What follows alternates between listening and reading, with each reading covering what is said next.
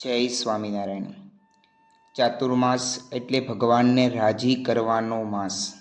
એ મહિનામાં, એ સમયગાળામાં ભગવાનના ભક્તો અવનવી ભક્તિ આરાધના દ્વારા પરમાત્માને રાજી કરવા યત્ન કરતા હોય છે.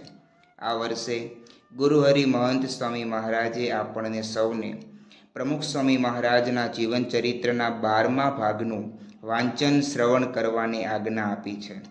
પ્રમુખ સ્વામી મહારાજના જીવનના અનેક ગુણો આપણને તેમના જીવન ચરિત્રના પ્રસંગો વાંચતા ખ્યાલ આવે છે. બ્રહ્મ સ્વરૂપ પ્રમુખ સ્વામી મહારાજના 2011થી લઈ 2014 સુધીના કાર્યકાળ દરમિયાન સ્વામીશ્રીના પ્રસંગોને 12મા ભાગની અંદર સમાવિષ્ટ કરવામાં આવ્યા છે. અમૃતધારા 44, દિવ્ય ભાવ દેખે તે અપાર 2011ના પ્રસંગોનો આજથી આપણે સૌ શ્રવણ કરીએ. સન 2011, બી અ પ્યોર સેવક, શુદ્ધ સેવક બનો. સન 2011ના પ્રથમ પ્રભાતે જ મુંબઈના મંદિર પરિસરમાં વસેલું યોગી સભાગૃહ ભક્ત ભીડથી ખીચોખીચ થઈ રહ્યું. કારણ કે આજથી ન કેવળ નવું વર્ષ પરંતુ એક નવો દસકો આરંભાઈ રહેલો. તેથી આખા વર્ષનું નહીં પણ આખા દાયકાનું સુખ જીવતરના ચોપડે અંકિત કરી લેવાના ઈરાદાથી ઉમટેલો સત્સંગ સાગર સ્વામીશ્રીનું દર્શન થતાં હિલોળે ચડી ગયેલો. તેની વચ્ચે બિરાજેલા સ્વામીશ્રીએ જ્યાં પ્રાતઃ પૂંજા આરંભી ત્યાં જ કીર્તન કલરવ ગુંજવા લાગ્યો. તે ક્ષમતા જ્ઞાનામૃતનો ઘૂંટડો ભરવાની ઘડી આવી પહોંચી. હા, અહીં આ અરસામાં ચાલી રહેલા ધનુર્માસ નિમિત્તે સ્વામીશ્રી રોજ બ્રહ્મવિદ્યાનો, પરાવિદ્યાનો એક પાઠ શીખવતા. તેઓના હસ્તાક્ષરમાં લખાતા આ અધ્યાત્મના એકડા કૂંટવાનો આનંદ અનેરો આવતો. તે લૂંટવા એકઠા થયેલા સૌને આજે સ્વામીશ્રીએ શાશ્વત સંદેશો આપ્યો કે બી અ પ્યોર સેવક, શુદ્ધ સેવક બનો. વર્ષના આરંભે જ શુદ્ધ ભાવ અને સેવક ભાવની આ શીખ આપી તેઓ પોતાના નિવાસ પ્રમુખ સદનમાં પરત પધાર્યા. અત્રે 12મા માળે તારીખ 2/1ની સવારે રિમોટ કંટ્રોલથી ચાલતી નાનકડી ગાડીમાં ઠાકોરજી દર્શન દઈ રહેલા. તેઓ સમક્ષ સ્વામીશ્રીનું આગમન થતાં જ દીક્ષાર્થી સાધકો આવી શ્રીજીની સવારી એ કીર્તન ગાવા માંડ્યા. તે વખતે એક સંતે રિમોટ કંટ્રોલનું સાધન સ્વામીશ્રીના હાથમાં આપતા તેઓ ગાડી હંકારવા લાગ્યા. પરંતુ આ ચાલન યંત્રની કલ કરામત આધુનિક હોવાથી તેઓને વારે વારે સૂચના આપવી પડતી. તે જોઈ કોકે કહ્યું, બાપા, આપ તો અનંત કોટી બ્રહ્માંડનું તંત્ર ચલાવો છો ને, પણ આમાં ભૂલા પડાય. પહેલી પ્રેક્ટિસ કરવી પડે તો વાંધો ન આવે. સ્વામીશ્રીના આ ખુલાસામાંથી તેઓની નિખાલસતા તો નીતરી જ રહી, પરંતુ બ્રહ્માંડોના સંચાલક અક્ષર બ્રહ્મ તેઓ સ્વયં છે એ હકીકતનો પણ આડકતરો એકરાર થઈ ગયો. દાસનો દાસ હું.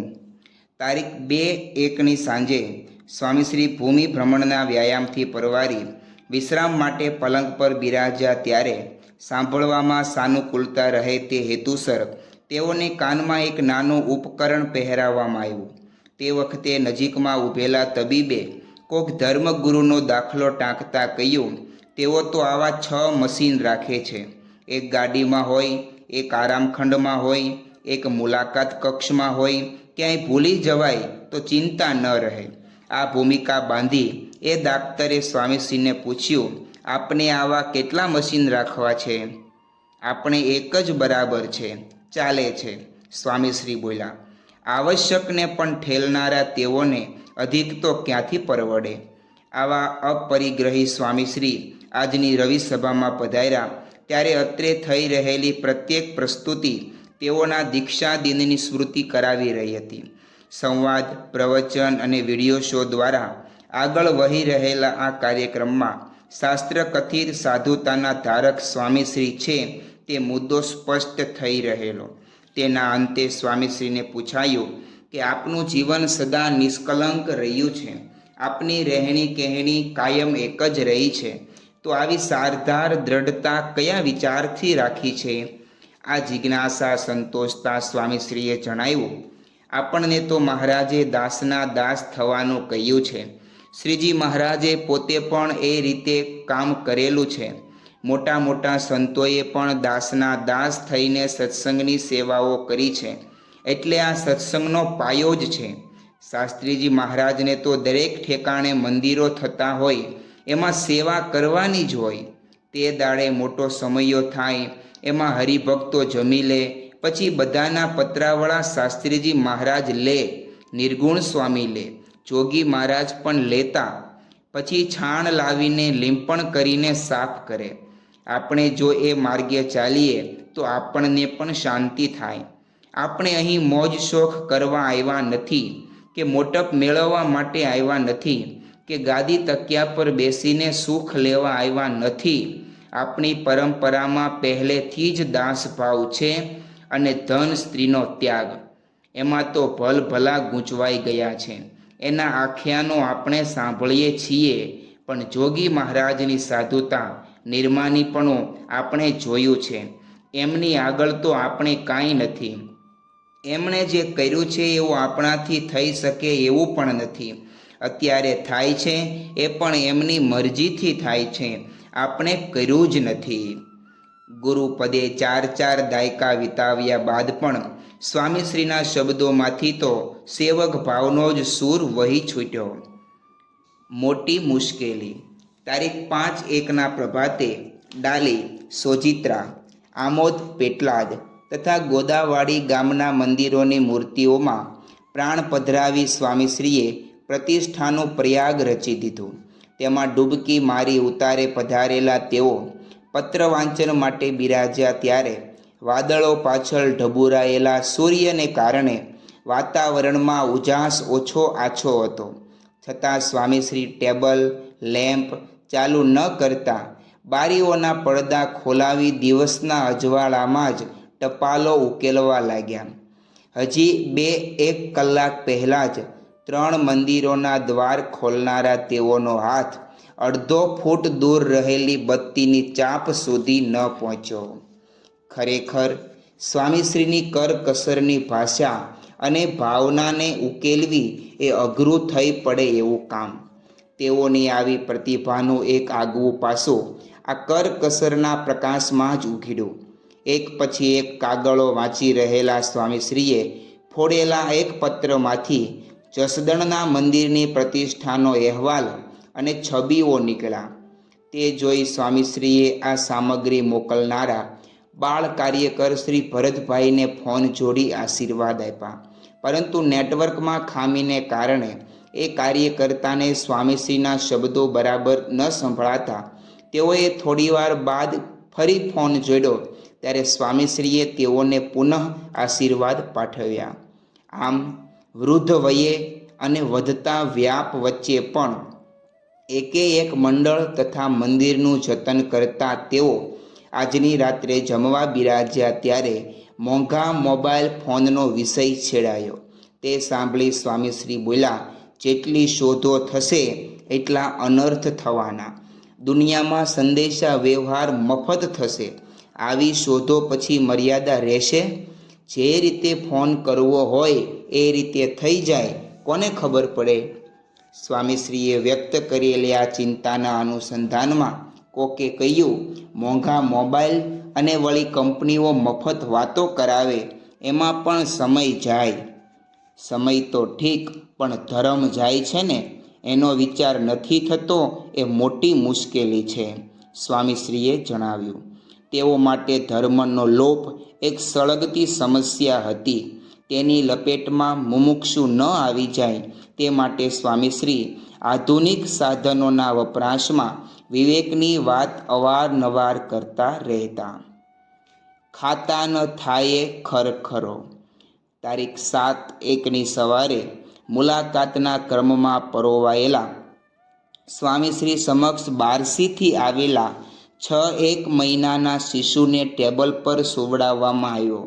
સાહજિક રીતે જ તેની આંખો મીંચાયેલી હતી, પણ સ્વામીશ્રીએ સહેજ આગળ ઝૂકી પોતાના 2 હાથે એ બાળકના બીડાયેલા નેત્રો ખોલ્યા અને તેના કાનમાં જય સ્વામિનારાયણ મંત્ર ફૂંક્યો.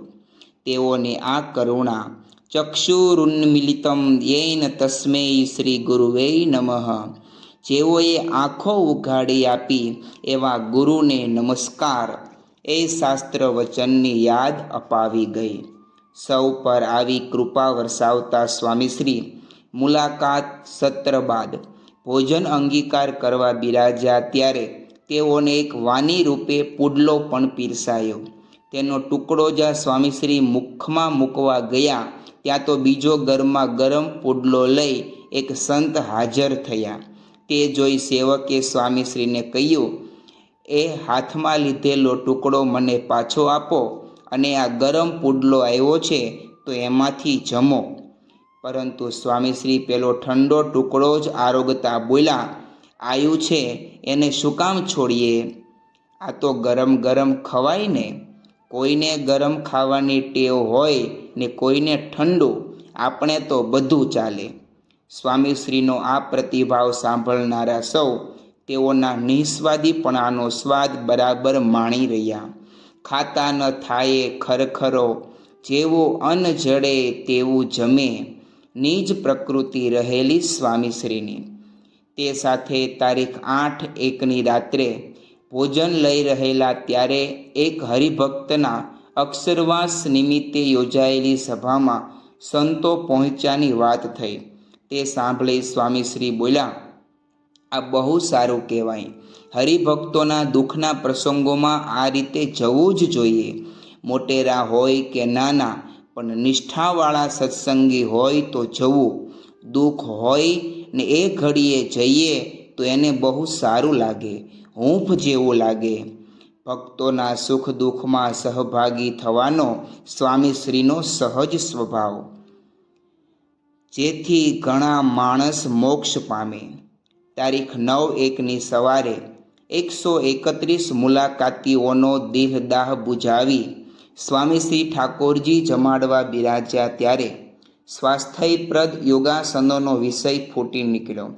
એ જ વખતે ભોજન કક્ષમાં પ્રવેશેલા નિષ્કામ જીવન સ્વામીનો તત્કાલીન શારીરિક બાંધો જોઈ સ્વામીશ્રી બોલ્યા, જુઓ મોટું પેટ.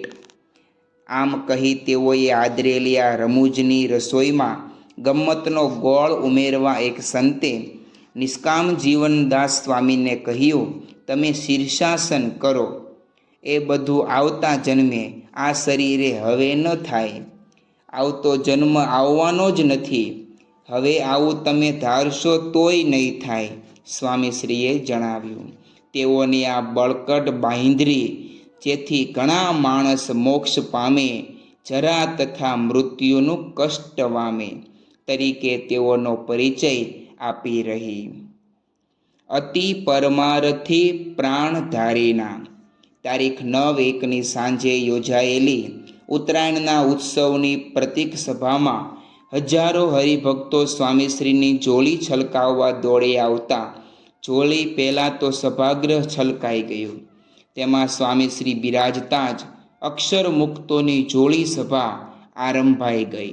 આ સંવાદમાં શ્રીજી મહારાજના સમકાલીન ભક્તોની સમર્પણ ભાવના એવી ઉત્કટ રીતે રજૂ થવા માંડી કે સ્વયં સ્વામીશ્રી પણ ભાવાદ્ર બની ગયા.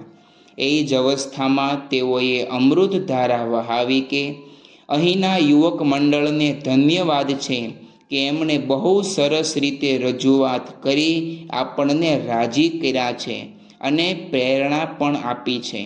અહીંનું યુવક મંડળ એવું છે કે જે વખતે જેવો પ્રસંગ હોય એવો સંવાદ ઊભો કરે.